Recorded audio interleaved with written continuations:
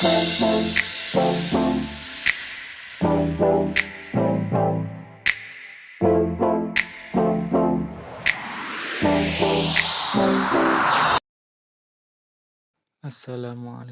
warahmatullahi wabarakatuh.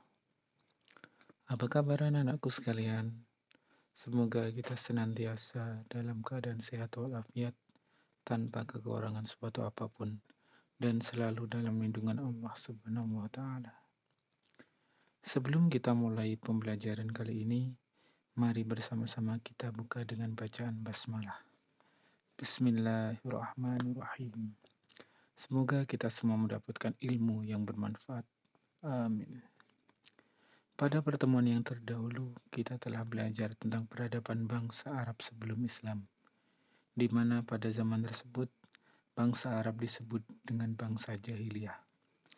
Adapun kata jahiliyah berasal dari kata jahil atau jahal, yang berarti bodoh. Padahal bangsa Arab pada zaman tersebut memiliki peradaban yang maju di berbagai aspek kehidupan. Pada pertemuan kali ini, kita akan belajar bab yang kedua, yakni perkembangan dakwah Nabi Muhammad SAW periode Mekah. Sebab sejarah dakwah Rasulullah SAW di Mekah. Bab ini memiliki 3 subbab.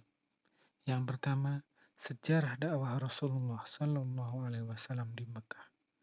Yang kedua, substansi strategi dakwah Rasulullah SAW periode Mekah. Dan subbab yang ketiga, kesulitan-kesulitan yang dihadapi Rasulullah SAW ketika berdakwah di Makkah. Keadaan sosial masyarakat Arab sangat dipengaruhi oleh letak geografisnya. Banyak penduduk Arab yang hidupnya tidak menetap atau nomaden. Ahlul Hadar adalah sebutan untuk orang yang tinggal di perkotaan dan biasanya memiliki profesi sebagai seorang pedagang. Masyarakat Arab pada zaman jahiliyah tidak memiliki sistem pemerintahan yang mapan dan teratur. Hidup di tengah-tengah masyarakat Arab yang memuja berhala tidak membuat Nabi Muhammad mengikuti tradisi tersebut. Dalam perjalanan spiritualnya, Nabi Muhammad SAW lebih sering mengasihkan diri untuk bertafakur tentang penciptaan alam semesta. Bukit Nur, atau yang lebih dikenal dengan nama Jabal Nur, yang terletak di dekat kota Makkah, merupakan sebuah tempat yang sering digunakan beliau untuk berkholwat, tepatnya di Gua Hira.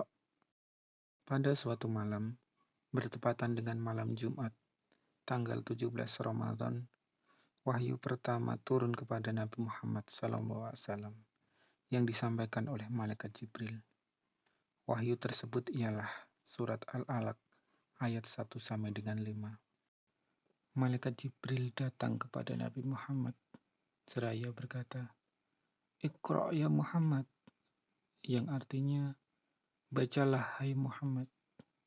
Nabi menjawab, "Ma ana biqari'in," saya tidak dapat membaca. Malaikat Jibril mengulangi pertanyaannya kepada Nabi sampai ketiga kali, dan Nabi menjawab dengan jawaban yang sama. Pada akhirnya, Malaikat Jibril berkata, "Iqra' ya Muhammad, Iqra' bismi rabbikal ladzi khalaq, khalaqal insana min 'alaq, Iqra' wa rabbukal akramul ladzi 'allama bil qalam, 'allamal insana ma lam ya'lam." Itulah wahyu pertama yang diturunkan oleh Allah kepada Nabi Muhammad SAW dengan perantara Malaikat Jibril.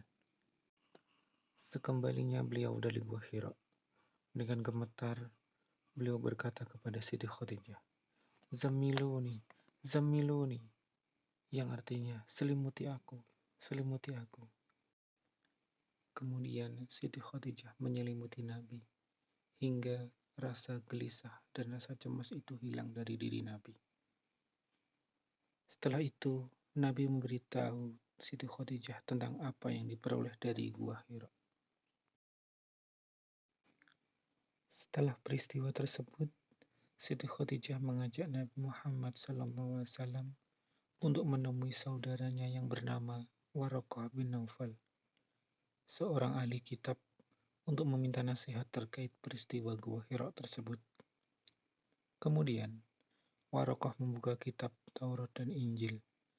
Berdasarkan petunjuk kitab tersebut, Warokoh berpesan kepada Nabi bahwa kelak beliau akan diangkat menjadi seorang Rasul. Pada malam ke-40 dari wahyu pertama, turunlah wahyu kedua kepada Rasul, yakni surat Al-Mudaththir ayat 1-5. Setelah menerima wahyu tersebut, Rasulullah mulai menyebarkan agama Islam kepada seluruh umat manusia. Dakwah Rasulullah terbagi dalam 2 fase. Yang pertama, sirriyah atau dengan cara sembunyi-sembunyi. Pada fase ini, Rasul menyeru keluarga dan sahabat dekatnya. Siti Khadijah adalah orang yang pertama masuk Islam. Adapun orang-orang yang awal masuk Islam atau iman kepada Rasul dengan ajaran yang dibawanya, mereka mendapatkan gelar As-Sabiqunal Awwalun. Fase ini berlangsung selama kurang lebih 3 tahun. Fase yang kedua ialah Jahriyah, yang artinya terang-terangan. Setelah turunnya surat Al-Hijr ayat 94, Rasul memulai dakwahnya secara terang-terangan, menyeru ke segenap lapisan manusia. Demikianlah pembelajaran kita pada pertemuan kali ini. Semoga kita semua dapat mengambil ibrah dari peristiwa sejarah tersebut, baik dari segi sosial maupun dari segi aspek spiritualnya. Kita akhiri pembelajaran dengan membaca hamdalah bersama-sama. Alhamdulillahirabbil alamin. Wallahu a'lam bishawab. Assalamualaikum warahmatullahi wabarakatuh.